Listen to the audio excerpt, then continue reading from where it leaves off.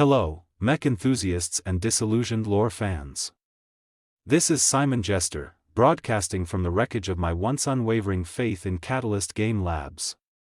You've probably seen the hype, or lack thereof, for BattleTech, Gothic, the latest in their so-called Continuum series.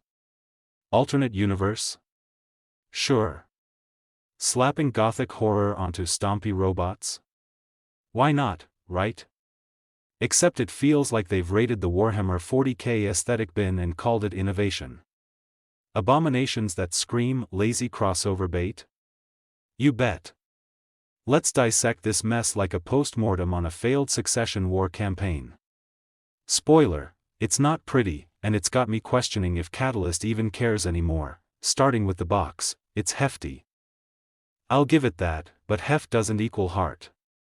8 plastic mechs, the usual suspects like Urban Mech, still a meme, Firestarter, Phoenix Hawk, Scorpion, Rifleman, Marauder, King Crab, and an Atlas with some half-baked Gothic tweaks.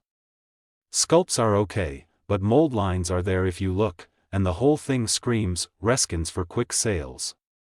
Wash, or weep, same old Catalyst quality control, the rulebook. 120 pages of recycled mechanics with a Gothic veneer, plus a 72-page primer on this alternate timeline where humanity's collapse is even more depressing, with factions like the Ironclad Alliance fighting in eternal Grimdark. It's BattleTech, but they've cranked the dial to Warhammerlite, barren worlds. Endless wars, and cyborg horrors that feel ripped straight from Necromunda or 40k's Underhive.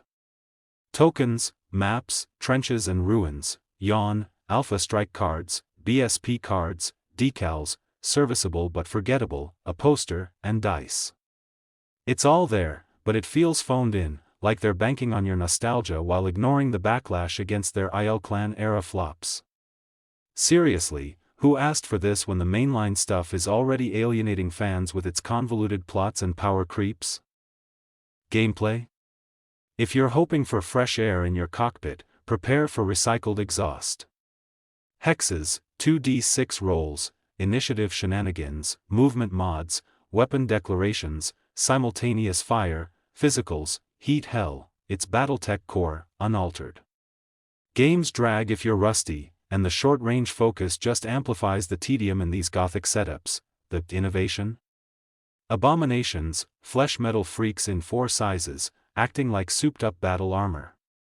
No facing, simple hits, short weapons, swarm potential.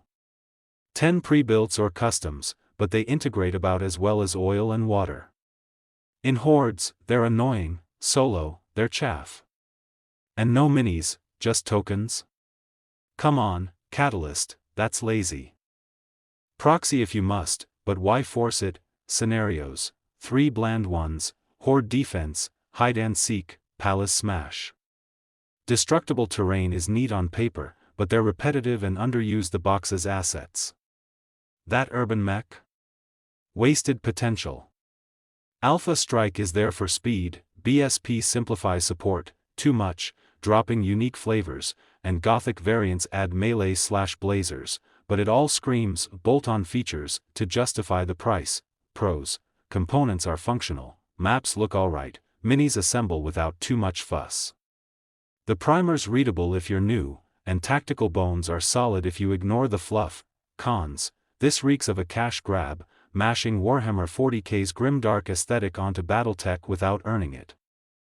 Fans love BT for its gritty realism and faction intrigue, 40k for over-the-top heresy and space opera, mixing them dilutes both. No BV for Abams means unbalanced games out of the box, good luck mixing with your collection without homebrewing. Scenarios lack variety, maps force CQB that neuters snipers, and BSP dumps down too far. Coming off the IL Clan era's mess, retcon lore, divisive plots, and fan fatigue, this feels like Catalyst doubling down on alienation. Why experiment with crossovers when the core game's hemorrhaging goodwill? Look, I dig BattleTech for its tactical depth and 40k for its bombast, but smashing them together? No thanks, it's like chocolate in your peanut butter, but the chocolate's expired. This isn't evolution, it's desperation, I'd rate it a 4 out of 10. Heat sinks, overheated hype, critical shutdown imminent. Skip unless you're a completionist masochist. Catalyst, fix your mainline before these side quests. Your thoughts? Rant in the comments. Is this the death knell for BT innovation? Like if you're as disappointed as I am, subscribe for more honest takedowns, and bell before Catalyst drops another dud. Simon Jester out. Stay skeptical.